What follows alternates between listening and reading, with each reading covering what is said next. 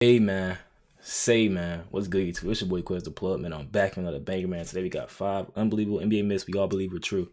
I'm curious to see what myths we got in this video. Last video we watched, I think it was like 10 of them, but this should be a good one, man. Before we get into it, make sure y'all like, comment, subscribe, man. Let's get into it. Last season, Kawhi Should be a hit banger. one of the most clutch shots in recent playoff history. A buzzer beater to send the 76ers home after a nail-biting 7-game series. Kawhi spent the next month stepping up in some of the biggest moments of his career on the biggest stage, earning him the title as one of the most clutch shooters in the league. Only, the idea of being clutch is a myth. What? Being clutch is a myth? I gotta see I gotta see this. Hold on. Only, the idea of being clutch is a myth. Specifically, clutch shooting does not exist. Huh? I know. It sounds absolutely ridiculous, but it's true. There is virtually no correlation between being clutch and playing great in big moments. What? How does that make sense? Ain't being clutch is playing great in big moments? Ain't that what? Because when you look at the numbers, regardless of if a player is known as being clutch or not, it really has no effect on the end result. Okay, that makes sense. Take Michael Jordan, regarded as arguably the most clutch player of all time. And take DeMar DeRozan, a player that is known for his lackluster performances in late-game playoff situations. For his career, Michael Jordan shot 46% from the field in clutch moments. In this case, clutch being defined as the last 12 minutes of game time when the score is separated by... Last 12 minutes? We count that as the clutch? I see if you said last 5, but look, last 12, that's a huge sample of shots. But I mean, okay. If we 6 points or less. This specific time in the game is defined as clutch moments because production and efficiency in these moments swing the win probability considerably more than any other moments in the game. Okay. Some fans may define clutch as something different, but for this situation, this is the definition we are working with. In these same circumstances, DeRozan shoots 44%. So according to these statistics, Jordan is barely clutcher than DeMar DeRozan. Hardly any difference at all. That's just what it's saying. I'm not saying it. I'm just saying, like, going off these metrics, what he used to define the clutch. DeRozan shoots 44%. Hardly any difference at all. So it must be in the playoffs where Jordan separates himself as a clutch player, right? Wrong. Even in the playoffs, MJ Still has 2%. very similar clutch shooting numbers as DeRozan does. Another player who is regarded as a clutch assassin was Kobe Bryant. Oh, we know how Kobe clutch numbers look. Even though we consider him one of the most clutch players ever because he ain't scared to take that shot. Them clutch percentages ain't good from what I've seen. Compare him to a player like LeBron, who is infamously known to choke in clutch moments. Let's see. And again, you'll find that the numbers do not match the narrative. Hey, and y'all love to say the media be spreading false propaganda about LeBron being good. I'm like, bro, y'all need these conspiracy theories, my comments about the media overrating LeBron. Like, come on, bro, y'all gotta chill with that, bro. Like, the numbers tell a completely different story. For his career, Kobe shot 44.4% from the field in clutch moments. Let's see what LeBron said. LeBron has shot 51.6%. Come on, man. That's like 6% higher than Jordan. 6% higher than Jordan. And niggas say LeBron ain't clutch. Come on, bro. Let's be for real. In those same moments. Some may argue that Kobe has simply taken more of these clutch shots, so he is prone to have a lower percentage. Let's see. Which is wrong. Man, he took 71 more shots. So he is prone to have a lower percentage. Which is wrong. Clutch shots attempted. LeBron 2,800. Kobe 2,871. Only 71 more shots. And that's a percentage difference? Let's be for real, bro. LeBron is like one of the most clutch players ever. You know, y'all love to create this narrative that he's not clutch. I mean, y'all can try to change the definition to try to fit y'all narrative, but come on, bro. That's all it is. List of players that fans think are clutch and players that fans think are choke artists, and there is almost no correlation between supposed clutch shooters and... Let me see. KD up there, down there 50%. Better than Jordan, Kobe, T-Mac. I mean, I expect that from KD, though. He's one of the most clutch shooters ever, and he can get a shot off over anybody. Carmelo's regarded as not clutch. I ain't know that. James Harden regarded as not clutch. In the playoffs, yeah. That's what people say in the playoffs. But regular season, I don't think James Harden done hit hella clutch shots. Melo, yeah, Melo shoots bad. Chris Webber, I didn't know he was considered not clutch. Yeah, people do consider Curry not clutch, even though he's one of the, like, come on, bro. But I guess most, they like to tailor it towards the playoffs more with Curry. And the actual result. Of course, there are players who shoot well in big moments, but the reason has nothing to do with being clutch. The only correlation here is the relationship between a player's shooting percentage in normal game time versus their shooting percentage in clutch moments. Players that tend to shoot more efficiently during regular game time tend to shoot, respectively, more efficiently in clutch game time. In other words, the players who come up big in clutch moments are the same players who come up big in normal moments.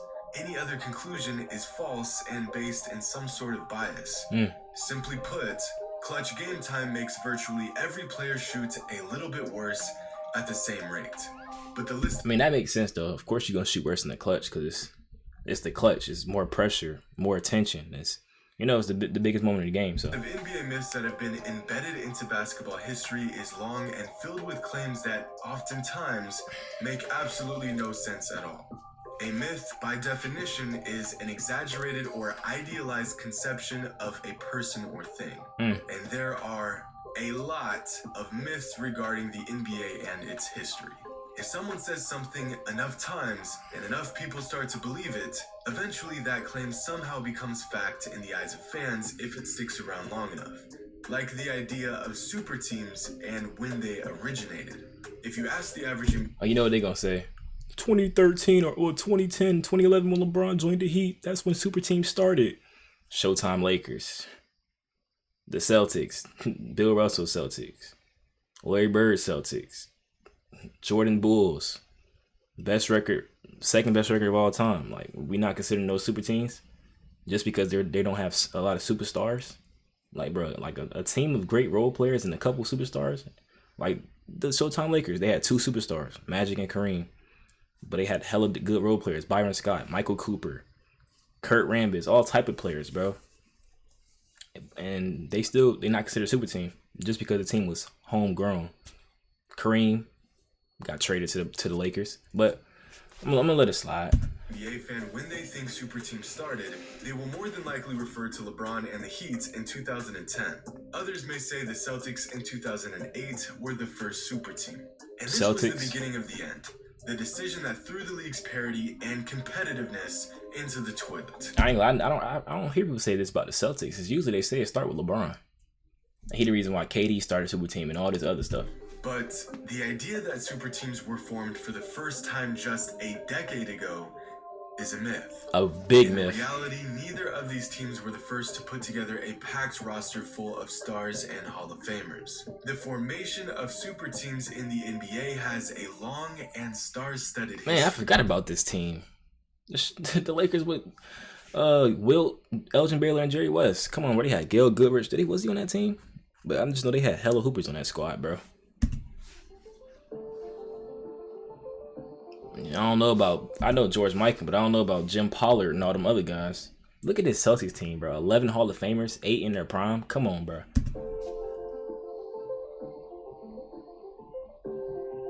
Come on, bro. But yeah, super team started with the Lakers. I mean, with the Heat, right? Come on, bro. Yeah, I hope y'all watching these videos. The people that be watching my Larry Bird and Michael Jordan videos, I hope y'all watching this video, bro. I hope y'all watching, bro, cause hey.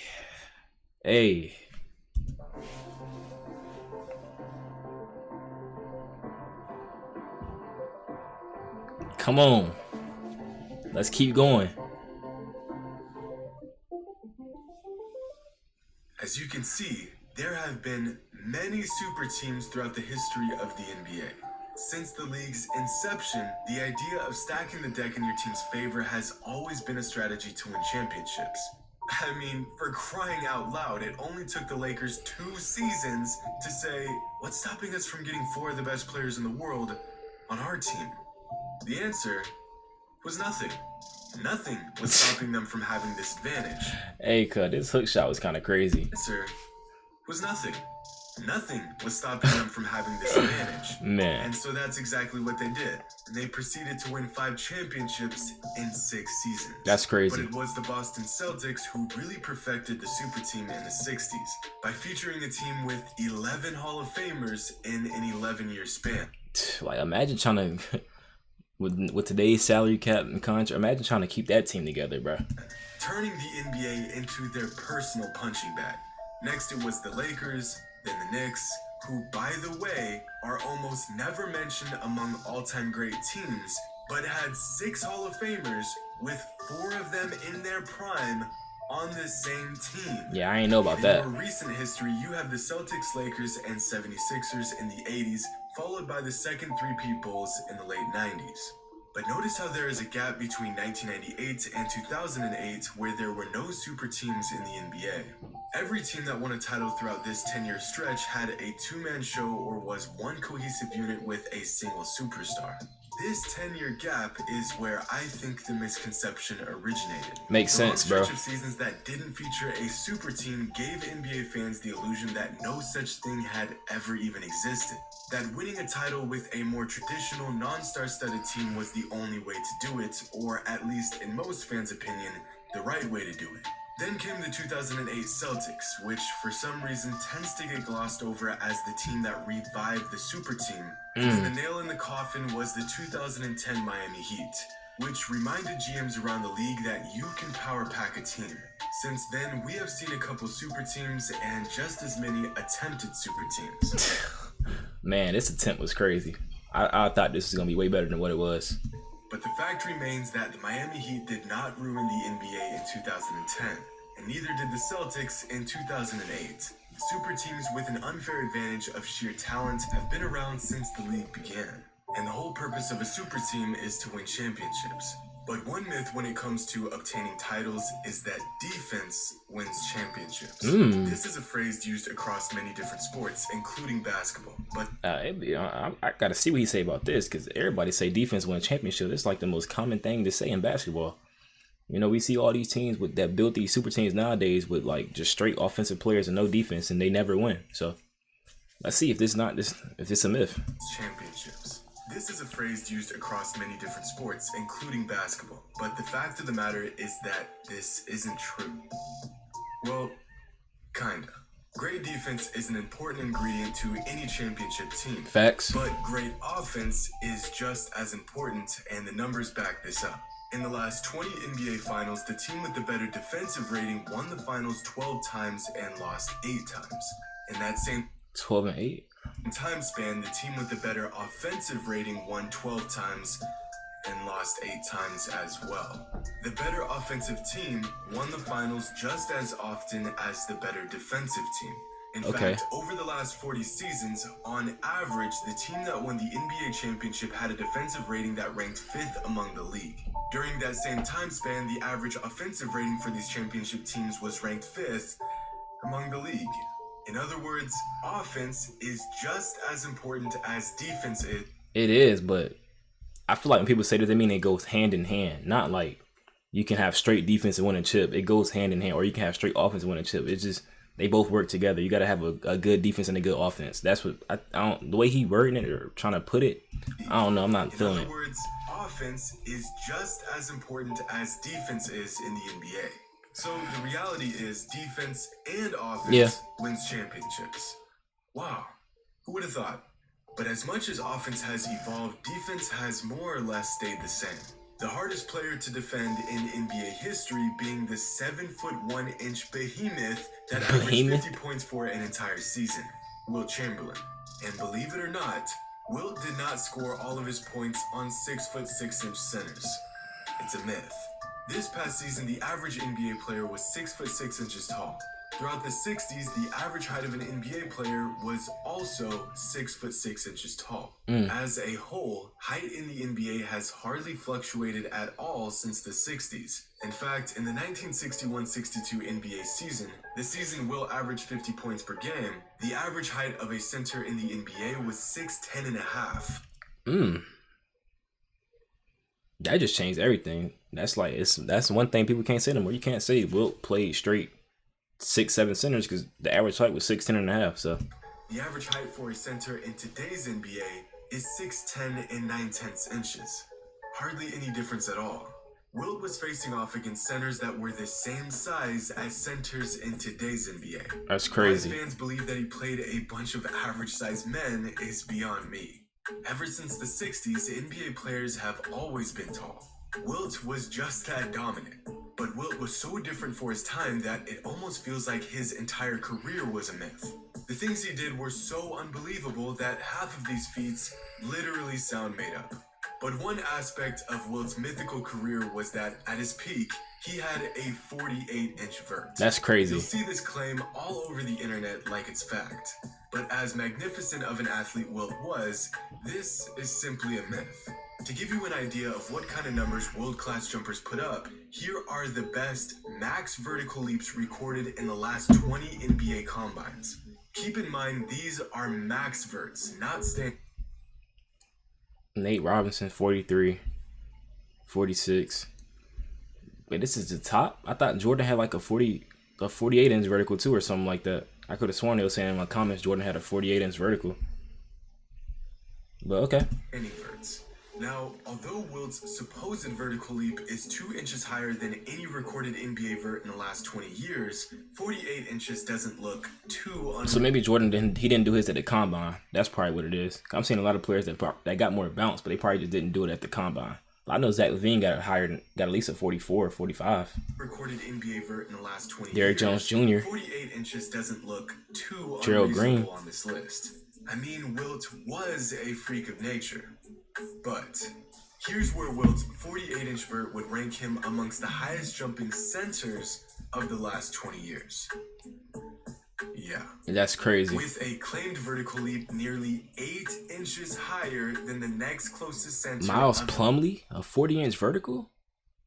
Hold on, is that the Plumlee that's in the NBA today? Hold on. Let me make sure I ain't tripping. Miles Plumlee.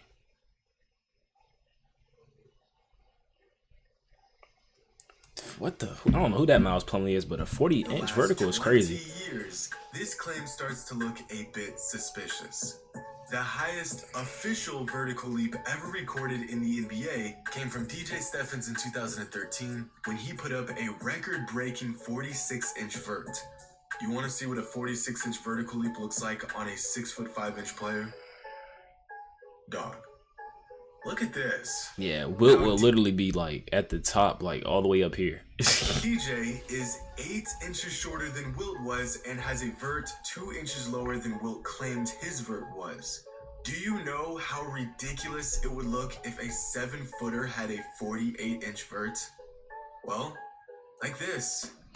Like I said, 46-inch vert looks like on 6'6" Gerald Green. Gerald Green. LeBron has a vertical leap somewhere in the 40 to 44-inch range, and we've seen him get up like this. Oh my Here's God. 6'10" Blake Griffin's 37-inch vert. Blake only got 37, but it's because he's tall. 6'10" Aaron Gordon's 39-inch vert. 39. And 6'8" Larry Nance Jr.'s 38-inch vert.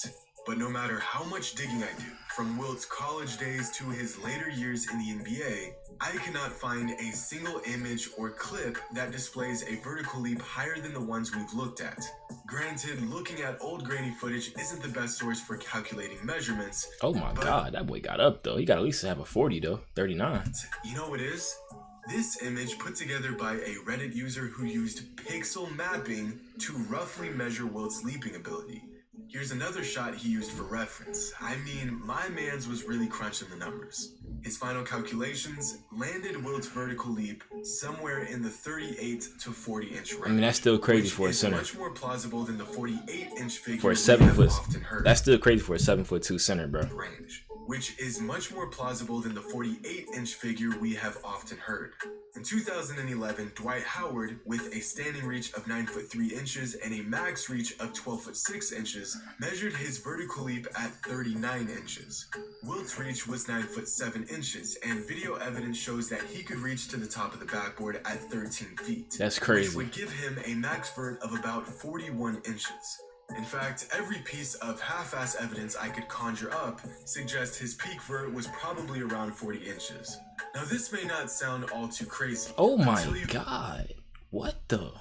Bro, the fact that it was no goaltending back then just make it even better for Wilt, bro. Consider the fact that and this may blow your mind. Well, at least at one but point. in the history of the NBA, Miles Plumlee is the only player taller than 6'8" to officially record a vertical leap higher than 40 inches. That's crazy. Sounds like I just made that shit up. You gotta watch some Miles Plumlee highlights, bro. But it's true. Did Wilt have a record 48-inch verts? It is very unlikely. And somehow, for a 7-footer born 84 years ago, Wilt's 40-inch vert is probably the least shocking thing about his fascinating and dominating career. Let me know in the comments, what are some NBA myths that you know? How and why do you think these myths originate? Share your thoughts, subscribe to the channel if you have not already, and as always, until next time. Hey, what was the craziest myth to y'all, bro? I don't know. I'm gonna probably say the clutch one. That was kind of crazy. Saying that clutch don't matter or clutch just doesn't really exist. To me, bro, I don't care what it's like. Clutch, it's still like some players still fold in the clutch, bro. It's you didn't see so many missed game winners because it's different type of pressure on those type of shots, bro. I ain't gonna lie. But I mean, I ain't gonna lie. I couldn't believe Wilt had a 48-inch vertical, bro. I'm sorry, bro. To be 7'2" and to jump 48 inches in the air is outrageous. I ain't gonna lie. But yeah, make sure y'all like, comment, subscribe, man, and comment down y'all favorite myth, man. We out.